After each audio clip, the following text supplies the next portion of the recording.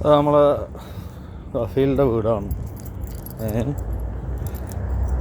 നമ്മൾ ഹൗസ് ഡ്രൈവറായിട്ട് നിൽക്കുന്ന ആളുകൾ അവിടെ വന്നിട്ട് ചില ആളുകളുണ്ട്, ഞാൻ ഹൗസ് ഡ്രൈവർ പണി മാത്രമേ എടുക്കുള്ളൂ, ഡ്രൈവർ പണി മാത്രമേ എടുക്കുള്ളൂ എന്ന് വിചാരിച്ച് ഉങ്കടിച്ചിരിക്കുന്ന ആൾക്കാരുണ്ട്. ആരെപ്പോലുള്ള ചില ആളുകളുള്ളതുകൊണ്ടാണ് ബാക്കിയുള്ള ഡ്രൈവർമാർക്കൊക്കെ പ്രശ്നം വരുന്നത്. നമുക്കിതാ ആഴ്ചയിൽ ഒരു വട്ടം ഇതൊക്കെ വീട്ടിനുള്ളിൽ കയറിയിട്ട് ഈ കാണുന്ന ചെടികളൊക്കെ അവിടെ പോവുക,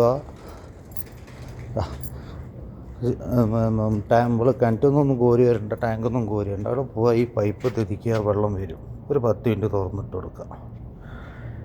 അങ്ങനത്തെ ചെറിയ പണികളൊക്കെ ഉണ്ടാവും. അതൊക്കെ എടുത്തു കൊടുത്ത് നമ്മൾ കഷ്ടപ്പെടാൻ വരുന്നതാണ് ഇവിടെ. അല്ലാണ്ട് നമ്മൾ അഹങ്കരിച്ച് നിൽക്കാൻ വരുന്ന ആൾക്കാരല്ലല്ലോ. നമ്മളതൊക്കെ കണ്ടറിഞ്ഞ് ചെയ്ത് കൊടുക്കുന്നതുകൊണ്ട് നമുക്കൊന്നും ഇന്ന് വരെ അൽഹംദുലില്ലാ നമ്മൾ ഈ ഫാമിലീൻ്റെ അടുത്തുനിന്നൊന്നും നമുക്കൊരു കുഴപ്പം ഉണ്ടായിട്ടില്ല. പക്ഷെ ഉണ്ടായ ഫാമിലികൾ കണ്ടമാനമുണ്ട്. ഞാൻ കണ്ടമാനം വീട്ടിൽ ജോലി ചെയ്ത ആളാണ്. പക്ഷേ നമുക്ക് അനുഭവം വെച്ചിട്ട് വന്ന് അവിടെയൊക്കെ നമ്മൾ വെള്ളം ഒഴിച്ചു കൊടുക്കുന്നു. വണ്ടികൾ എന്ന് പറഞ്ഞു കഴിഞ്ഞാൽ അവിടെ ഉള്ളത് രാജാക്കന്മാരെ വണ്ടികളാണ്. നമ്മളതൊന്നും നോക്കേണ്ട ആവശ്യമില്ല, നമ്മളെ പണി നോക്കാം. പാലടിക്കാം. അതേമാതിരി പുറത്തുമുണ്ട്. ഇതിനൊക്കെ എന്ന് പറഞ്ഞാൽ ഒരു പൈപ്പ് തുറന്നിട്ട് ഒരു 5 മിനിറ്റ് കൊണ്ട് അവിടെ നിറഞ്ഞ്, ഞാൻ അവിടെ പോയി വരുമ്പോഴേക്കും നിറഞ്ഞു. ഇതൊക്കെ ഉണ്ടോ, ഇതൊക്കെ എന്ന് പറഞ്ഞാൽ ഒരു 5 മിനിറ്റിൻ്റെ പരിപാടിയുള്ളൂ. അതിനാണ് ചില ആൾക്കാർ ഇവിടെ വന്നിട്ട് ഇന്നെ കൊണ്ട് അത് പറ്റില്ല, ഇന്നെ കൊണ്ട് ഇത് പറ്റില്ല എന്ന് പറയുന്ന ആൾക്കാർക്കാണ് പ്രശ്നം വരുന്നത്. പ്രശ്നങ്ങൾ, കഷ്ടപ്പാടുകൾ എന്നൊക്കെ പറയുന്നത് ചില ആളുകൾ കേട്ടോ. ഇതിനും കാര്യം കഷ്ടപ്പെടുന്ന ആളുകളുണ്ട്. പക്ഷേ എന്ത് ചെയ്യാൻ, നമ്മളിവിടെ വന്ന് ജീവിക്കാനല്ലേ, കഷ്ടപ്പെടാനല്ലേ. അപ്പം ഇങ്ങനത്തെ ചെറിയ ചെറിയ പണികളൊക്കെ എടുത്തു കൊടുക്കുമ്പോൾ അവർക്കൊരു സന്തോഷമാണ്, നമുക്കൊരു സന്തോഷമാണ്. നമുക്ക് എന്തെങ്കിലും ചില്ലറ തരും, ചിലർ തരും, ചിലർ തരില്ല.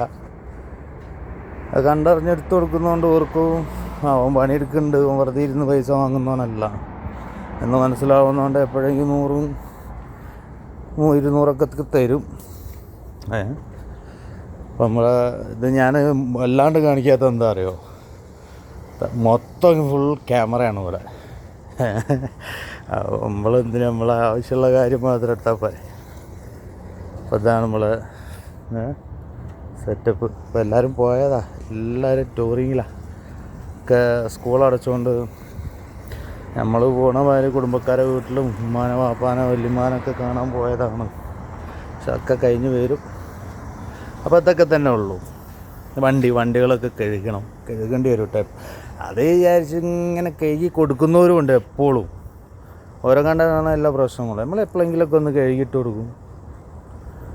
കണ്ടറിഞ്ഞ് എന്താ പൊടി പിടിച്ചപ്പോൾ അല്ലാണ്ട് പൊടി പിടിച്ചപ്പോൾ ആരുമില്ല, അതിനോടൊന്നും പറയില്ല. ഒരു വരിക ഒന്നായിട്ടൊന്ന് കഴുകിയിട്ട് കൊടുക്കും. പിന്നെ ആഴ്ചയിലോ തോന്നുമ്പോൾ ഫ്രീ ആയിട്ട് ഇരിക്കുന്നുണ്ട്. കണ്ട് നമുക്കൊരു പണിയില്ലാണ്ടിരിക്കുമ്പോൾ നമ്മൾ വെറുതെ റൂമിലിരുന്ന് TV കണ്ട് മൊബൈലും കളിച്ചിരുന്നിട്ട് കാര്യമില്ലല്ലോ. ആ സമയമൊക്കെ എന്തെങ്കിലുമൊക്കെ പണി എടുത്തു കൊടുക്കും. അപ്പം ഇതൊക്കെ തന്നെ. അപ്പോൾ ഏറെക്കുറെ പ്രവാസിൻ്റെ അവസ്ഥകളാണ് ഇതൊക്കെ ഞാൻ പറഞ്ഞത്. ഇതുവരെ ചില ആളുകൾക്ക് ബുദ്ധിമുട്ടായിട്ട് ചെയ്യില്ലെന്ന് വാശി പിടിക്കുന്ന, ശാഠ്യം പിടിക്കുന്നവർക്കാണ് അവർ ദേഷ്യം പിടിച്ചിട്ട് നാട്ടിൽ കയറ്റി വിടുന്നതും. പിന്നെ അതുപോലുള്ള ആളുകളൊന്ന് പ്രശ്നം ഉണ്ടാക്കി പോകുന്നതുകൊണ്ടാണ് ബാക്കിയുള്ള ഡ്രൈവേഴ്സിനും അങ്ങനെ കാണുന്നത്. അപ്പം എന്നാൽ ഏറെക്കുറെ അങ്ങനെയൊക്കെ തന്നെയാണ് പ്രവാസ ജീവിതം. ഇതൊക്കെ സാമ്പിൾ കേട്ടോ. ഈ ചെടിക്ക് നനയ്ക്കുന്നതും വണ്ടി കഴുകുന്ന, വീടൊക്കെ കഴുകണം കേട്ടോ. അത് ആഴ്ചയിൽ ഒരു വട്ടമേ ഉള്ളൂ, ഇല്ല 2 ആഴ്ച കൂടുമ്പോൾ. ഇപ്പോൾ ഇവിടെ വേറെ ആരും ഇല്ലാത്തതുകൊണ്ട് ഒരു എന്താ പറയുക, മാസത്തിലൊക്കെ ഒരു വട്ടം കഴുകിയിടുള്ളൂ. ഓട്ടം ഇല്ല, വല്ല ഓട്ടം ഉള്ള സമയത്തും അവരുള്ള സമയത്തും ഇത് തന്നെയാണ് അവസ്ഥ. 1.5 അടം വെള്ളം കൊടുക്കണം, ചെടികളല്ലേ ഉണങ്ങിപ്പോലെ. അപ്പം 1.5 അടം വെള്ളം ഒഴിച്ചു കൊടുക്കാം.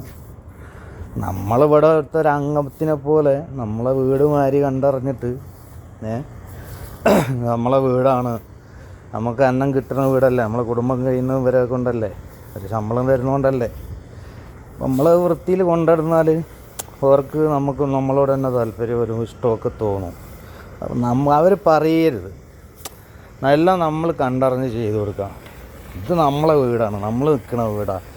അവരിപ്പം പെമ്പിളുമ്മയും പെങ്ങന്മാരും ഉണ്ട് വിചാരിച്ച് നമ്മൾ പുറത്തിറങ്ങാൻ പറ്റാത്ത ആളുകളല്ല ആണ് വിചാരിച്ചു കഴിഞ്ഞാൽ ഇപ്പം നമ്മൾ ചെയ്തു കൊടുക്കൂലേ. അപ്പം അല്ലെങ്കിൽ ഞാൻ എൻ്റെ വീട്ടിലൊക്കെ ഞാൻ തന്നെയാണ് പുറത്ത് വീടും പരിസരമൊക്കെ വൃത്തി കൊണ്ടു നടക്കണം എന്ന് നമ്മൾ പഠിച്ചു വന്ന ആൾക്കാരാണ്. അപ്പം അതുകൊണ്ട് ഇങ്ങനെയൊക്കെ നമ്മൾ ചെയ്യും. ഇതിലിനിപ്പോൾ കുരു പൊട്ടാൻ കുറേ ആൾക്കാരുണ്ടാവും, അതൊന്നും എനിക്കൊരു വിഷയമല്ല, ഞാൻ എൻ്റെ അഭിപ്രായം പറഞ്ഞത്. അപ്പോൾ അതാണ് സംഭവം. നമ്മളെന്താക്കുക, ചെയ്യുന്ന ജോലി ആത്മാർത്ഥമായിട്ട് ചെയ്യുക. ഈരങ്കായും കഷ്ടപ്പെട്ട് വന്ന ആളുകളല്ല നമ്മൾ.